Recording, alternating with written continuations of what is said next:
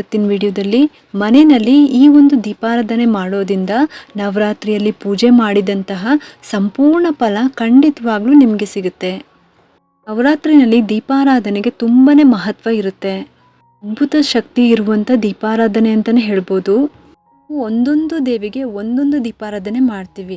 ಲಕ್ಷ್ಮೀ ದೇವಿಗೆ ಬೆಟ್ಟದ ನೆಲ್ಲಿಕಾಯಿ ದೀಪ ಹಚ್ಚೋದು, ಶಕ್ತಿ ದೇವತೆಗಳಿಗೆ ನಿಂಬೆ ಹಣ್ಣಿನ ದೀಪ ಹಚ್ಚೋದು, ಸುಬ್ರಹ್ಮಣ್ಯ ಸ್ವಾಮಿಗೆ ಮತ್ತು ಶಿವನಿಗೆ ಬೆಲ್ಲದ ದೀಪಾರಾಧನೆ, ತೆಂಗಿನಕಾಯಿ ದೀಪಾರಾಧನೆ, ದತ್ತೂರಿಕಾಯಿ ದೀಪಾರಾಧನೆ, ಅಕ್ಕಿ ಹಿಟ್ಟಿನ ದೀಪಾರಾಧನೆ, ಹೀಗೆ ನಾನಾ ರೀತಿಯ ದೀಪಾರಾಧನೆಗಳನ್ನು ಮಾಡ್ತೀವಿ.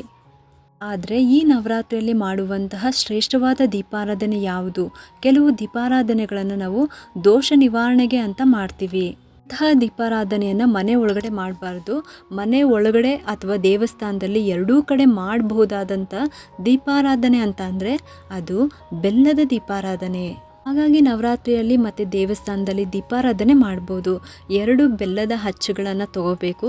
ಅದನ್ನು 3 ಅಥವಾ 5 ಮೂಲೆಗೆ ಅರಿಶಿನ ಕುಂಕುಮವನ್ನು ಹಚ್ಚಬೇಕು. 2 ತುಪ್ಪದ ಬತ್ತಿನ ಇಟ್ಬಿಟ್ಟು ಒಂದು ತಟ್ಟೆನಲ್ಲಿ ಅಕ್ಕಿಯನ್ನು ಹಾಕಿಬಿಟ್ಟು ಅದ್ರ ಮೇಲೆ 2 ದೀಪಗಳನ್ನು ಇಟ್ಬಿಟ್ಟು ದೀಪ ಹಚ್ಚಿ ಆರತಿಯನ್ನು ಮಾಡಬೇಕು. ನೀವು ಅಕ್ಕಿ ಹಾಕ್ಬಿಟ್ಟು ಬೇಕಾದ್ರೆ ಬೆಲ್ಲದ ದೀಪನ ಹಚ್ಬೋದು. ಅಕ್ಕಿ ಹಾಕಿಲ್ಲ ಅಂದರೂ ಕೂಡ ನೀವು ಬೆಲ್ಲದ ದೀಪಾರಾಧನೆ ಮಾಡ್ಕೋಬೋದು, ಏನೂ ತಪ್ಪಿಲ್ಲ. ನಿಮ್ಮ ಶಕ್ತಿಗೆ ಅನುಸಾರ 2 ಬೆಲ್ಲದ ಅಚ್ಚು, 5 ಬೆಲ್ಲದ ಅಚ್ಚು ಅಥವಾ 9 ಬೆಲ್ಲದ ಅಚ್ಚು ಈ ರೀತಿ ಕೂಡ ನೀವು ಹಚ್ಬೋದು.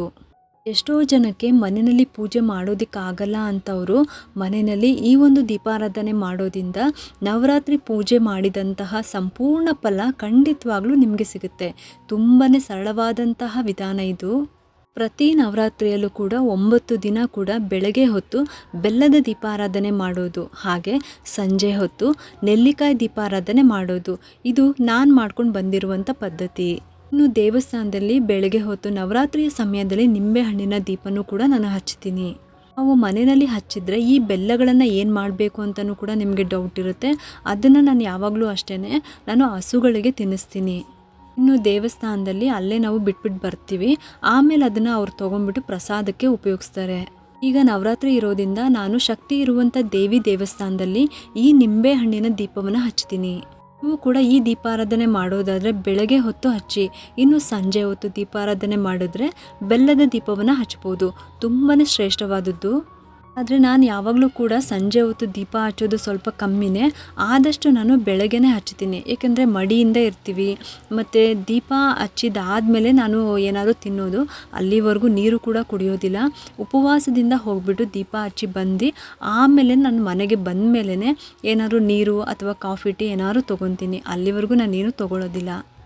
ಇನ್ನು ನವರಾತ್ರಿಯಲ್ಲಿ ದೇವಿ ಈ 9 ದಿನಗಳಲ್ಲಿ ನವದುರ್ಗೆಯರ ಅವತಾರದಲ್ಲಿ ಮಹಿಷಾಸುರನ ಸಂಹಾರ ಮಾಡಿ ಮತ್ತೆ ಶಕ್ತಿ ತುಂಬೋದಕ್ಕೋಸ್ಕರ ಈ ದೀಪಾರಾಧನೆಗಳನ್ನು ಮಾಡಲೇಬೇಕು.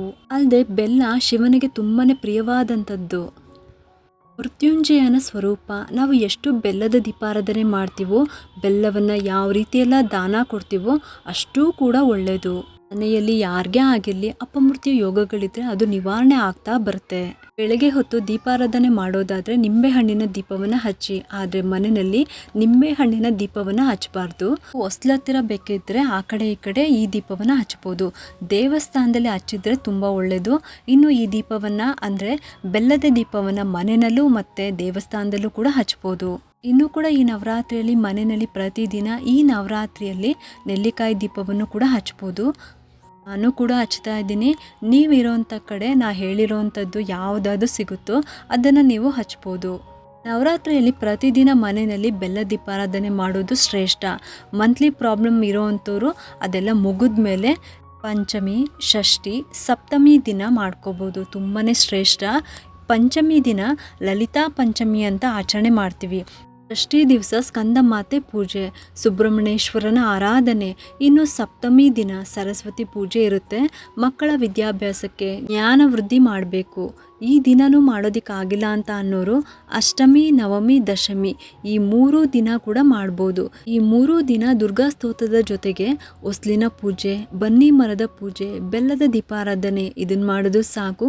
ಪೂರ್ತಿ ನವರಾತ್ರಿ ಪೂಜೆ ಮಾಡಿದಂತಹ ಫಲ ನಿಮಗೆ ಸಿಗುತ್ತೆ. ಇದಿಷ್ಟು ಕೂಡ ನವರಾತ್ರಿಯಲ್ಲಿ ಯಾವ ದೀಪಾರಾಧನೆ ಮಾಡಿದ್ರೆ ತುಂಬಾ ನಮಗೆ ಒಳ್ಳೆಯ ಫಲಗಳು ಸಿಗುತ್ತೆ ಅಂತ ಈ ವಿಡಿಯೋದಲ್ಲಿ ತಿಳಿಸ್ಕೊಟ್ಟಿದ್ದೀನಿ.